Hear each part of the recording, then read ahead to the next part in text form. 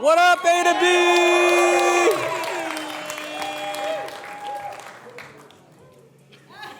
It was all a dream. I used to sit in the upper seats, watching all the speakers drop some heat. But now I'm here in front of all you peeps with this A to B fam.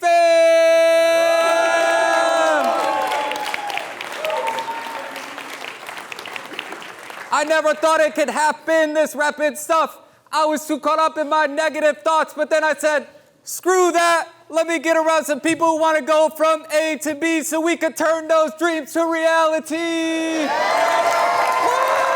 What?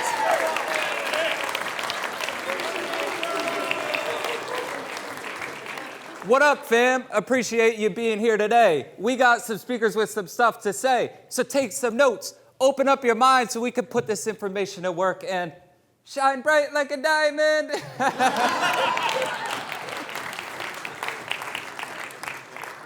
It was Eminem who once said, you only get one shot, did not miss your chance to blow. This opportunity comes once in a lifetime, yo!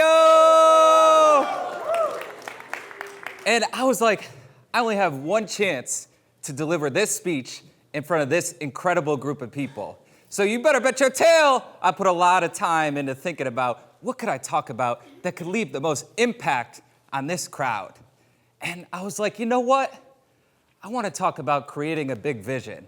And I was inspired to do so when I was down in Florida last month and I saw the GOAT, Arnold Schwarzenegger, give a talk. And for those of you who don't know who Arnold Schwarzenegger is, he's one of the most successful guys in the world. And he started talking about all the successes that he had in his life. He accredited them to one thing. He said, when I was Mr. Olympia, when I became an actor, when I switched into action-packed films to comedy films, when I went from acting into becoming the governor of California because this country gave me so much, I wanted to give back. He said, all of those successes, they happened because of one thing. And he said it was because he had a clear focus on the big vision. So I was inspired to talk about that because every conference, this is my 4th year in a row of having a conference in the loveliest town in the world, Stamford, Connecticut.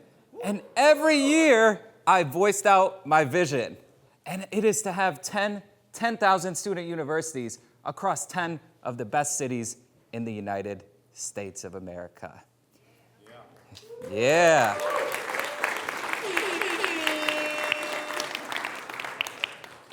And that vision started with getting around greatness, which is what I believe is step one to creating your big vision. See, people are always talking about how diseases are contagious. You know what I think is contagious? I think greatness is contagious. And man, when I created my vision, I was inspired from getting around greatness. I went down to Florida and I was at this workshop. There was 100 entrepreneurs in there. And the guy who was hosting the workshop, I've seen him grow a $100 million business in 4 years. Talking about credibility, talking about someone to listen to, my eyes were open. And I'm sitting in this room, and the first question he asked, he says, okay, who in this room does over $1 million? And about 20 people raise their hand. They says, okay, who does over $5 million? And about 10 people raise their hand. Then he says, who in this room does $10 million or more? And a couple people have their hands up. One of them was the guy right to the right of me. He did 13 million. The other guy was 2 to the left of me. He did 20 million. And then the other guy was 2 in front of me. He did 90 million. So I was already thinking bigger just with the atmosphere that I was in. That workshop was all about looking at the exit of your business. Okay, 10 years from now, what do I want that business to look like? And I was like, well, if I'm going to go after something big, I might as well put a Billy next to it. Give it up for a Billy. Yeah. You know, I didn't know how to create $1 billion business, but if I was going to create a business idea, concept from looking at the end, why not go after something great? So I started breaking down this number, $1 billion. I had no idea what the product or service was. I said, what I'm going to do with this is I'm going to figure out different ways to break it down and see if a concept comes to my mind. So I started breaking this down, and I realized if I had 100,000 students paying $10,000 a year or a little less than $1,000 a month, I got a $1 billion business. So that is what inspired that vision, but it would have never happened if I didn't get around greatness that day. And all of you have got around greatness today. So give it up for yourself for being in this room. It's one of the hardest things to do to step foot in this room. We sold 233 tickets, maybe even more if some sold today. And I bet you there's still a good amount of people that just couldn't step foot in this room, but you all did. And one of those people who stepped foot in this room today is one of my best friends, Carl Michelle, back there. Give it up for him.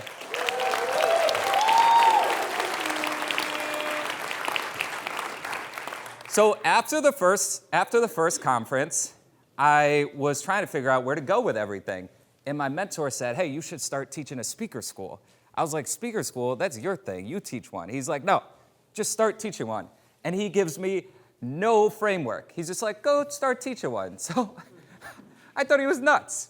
2 months later, I was nuts enough to call Carl Michelle, who was the best speaker I knew, and I said, hey, Carl, do you want to teach a speaker school? And I sent him a piece of crap flyer from Canva with the dates on it and the price. He's like, yeah, we could do it at my place. We got 10 people signed up for the speaker school, which was what we wanted. And we taught it in 4 to 5 week formats over and over and over again for about a year. And then we started to realize this was more than just a hobby. We started to realize people were getting a lot of value out of it. So we turned it into a 2-day speaker school because there was a lot of things we weren't able to teach. And I was like, Carl, I don't want to do this in 2 days unless we do these 2 things. 1, I want to take them to see greatness. I want to take them to see someone with a mic and a voice who is entertaining a crowd. And 2, I want to make sure we get video footage for all our speakers because I don't want people to go through our speaker school and then they want to speak on stage and they don't have anything to send to someone. So the first 2-day speaker school, we take everybody to see Trevor Noah. Monica was there. Trevor Noah is one of the top 5 highest paid comedians in the entire country. So we are around greatness that day, and I'm sitting next to my buddy Guillory, and I'm just like, wow. And when you see greatness, there's 2 things that happen. 1, man, there's a lot of work I need to do to be able to get there. 2, I can be doing what he's doing. I know how to do that. The side that was like, I know how to do this happened when he was telling 15 minutes of a joke about going to the airport. For those of you who have been to the airport, you know there's a lot of random things happen, from babies kicking at you to like the dog looking at you with the cute face. And he told that joke, and my mentor who taught me public speaking, he talked about the same joke with just a little bit different format. So I was like, okay, there's some similarity there, and I could do this. 3 months after that, I called my friend Austin Glazer, and I said, hey, Austin, you killed it in the improv section in speaker school. What do you think about doing a comedy show? And he goes, Brandon, this is the best idea I've ever heard from you. And my buddy Mike ended up doing that with us. We set it up for 50 people. We had like 75, 80 people there. And the only reason that comedy show happened was because I got around greatness that day. And Austin was at Trevor Noah that day. Now, once you get around greatness, what happens is your curiosity starts to spark. Brittany, your curiosity starts to spark when you get around greatness. She was asking me about that. So many people, they're getting caught up in the how. But it's the people that can help you figure out the how. Wait. It's the people that can help you figure out the how. So when you start voicing it out, the answers start coming in. So what a lot of you don't know about these conferences is before I even had the first one in 2021, I didn't have a conference. I just picked up the phone and I was role-playing a sales pitch to get someone to come to my conference. And it was a fake sales pitch, like no one was actually gonna buy a ticket, but I was trying to see what would people take interest in. I thought I was gonna do an event at the beer garden, hire a musician, and then I was gonna get 5 minutes on the mic to talk personal development. What I ended up finding out through doing that for 2 months of role-playing is that people actually wanted to be in a room like this. They wanted to be at an event where they could get around like-minded people, hear some motivational speakers, be inspired, and then they also wanted to connect after. So I had a dinner and an open bar after, and that's why we're still here today. So after the first 2-day speaker school, me and Carl are like, wow, we actually did that. And I'm sitting down with everyone after, and I said, all right, lay it on us. What do you got? What are the questions that you want to ask us? What is the feedback that you have? And my buddy Rob goes, when's the next one? And I'm like, wow, he just paid $1,200 for this, and he's asking when is the next one? So I'm like, okay, I think we're on to something. Maybe there is a possibility here. And so I said, well, what do you think about doing Laguna Beach, California? And a couple people in that room were like, yeah, let's do it. They're like, let's do it. So 3 months later, I call Carl. I said, hey, Carl, what do you think about doing a travel speaker school in Laguna Beach, California? And like Carl usually does when I give him an idea, yeah, let's do it. And so that was actually in July of 2023. That was Laguna Beach, California. That was after the comedy show that we took everybody to. And what was cool about that is everyone who was at that speaker school in that picture, except for one person, bought a ticket to A to B Con. So give it up for yourself. Give it up for yourself. The reason I say give it up for yourself is because one of the things that we encourage for you to do is meet people that you think you can collaborate with. Because when you collaborate, you would start accelerating. Okay, so now that you get around greatness, now that you start voicing out the things that interest you, the settling phase is the most important part. I tell people who do business coaching with me, I say, listen, before we even do any coaching, we need 4 weeks to just vent out what it is that you want. You do these drills with me, I'll help you come up with the clearest goals you've ever seen. Personal, professional, financial, 10-year, 3-year, 1 year. But I need 4 weeks so that we can let these goals settle. I've tried to get people to go for 2 weeks or 1 week, and it didn't settle enough. They weren't engaged enough. So there's no one in my mind who has let a goal settle better than the late, great Andrew Carnegie. Yeah. For those of you who don't know who Andrew Carnegie is, he was the wealthiest guy in the world during his time at life. And he had this one simple life philosophy. Spend the first third of his life educating himself, the second third making as much money as possible, and then the last third giving it all away. And I was like, wow, that is so cool. He knows his whole life philosophy. In 15 seconds, he can explain it to someone. And I was inspired by that, so much so that I actually went to his grave.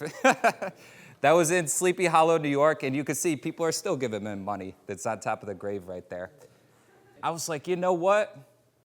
If Andrew Carnegie, when he was given back to the other people, when he made all his money, if he could fund 3,000 libraries, if he could spend the first third of his life educating himself, why not go into the education system? So that is how my goal of having the most impactful education system in the world really started settling in, because I was like, wow, the wealthiest guy in the world really believes in that.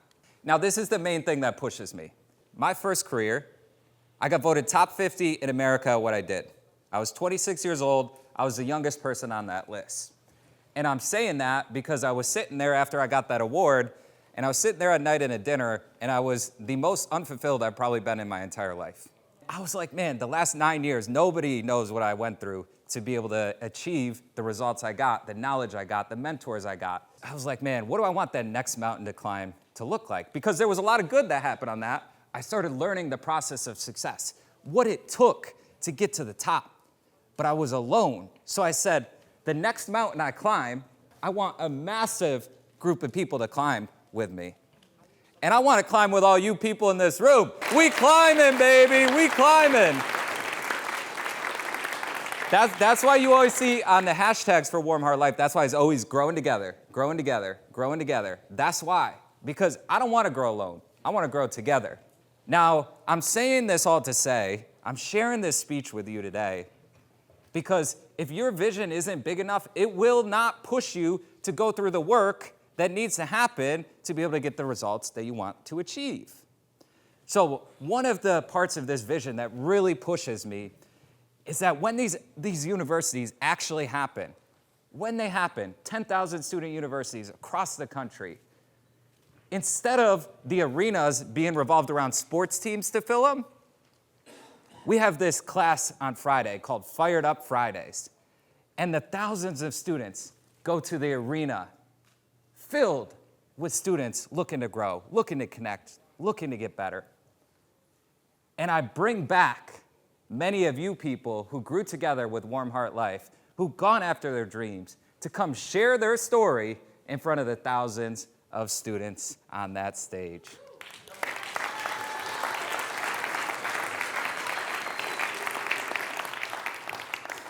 So in 2021, I wasn't the best speaker, but I committed to having my first conference. But one of the things that I knew I could do to bring value to people was to get them thinking. There's Landon, he was there. Rob was there. Carl was there. Sean, where's Sean? Sean was there. Graham was there. Sean and Graham, they brought up to me this year, they said, man, I really like that assignment where you had us break down $1 billion. So one of the things I want to do today is I want to encourage you to think about the number $1 billion. How would you break that down? And then figure out a product or service that you would pair with that. Throughout the whole day, I want you to think about this. And once you think about that, once you start voicing it out with people, if you really like what you have to say, I want to bring 2 or 3 of you up to this stage today to share that $1 billion vision. So if you have a $1 billion vision, if you're excited for today, I need you to give the loudest round of applause, the loudest cheer, the loudest chant of your entire life.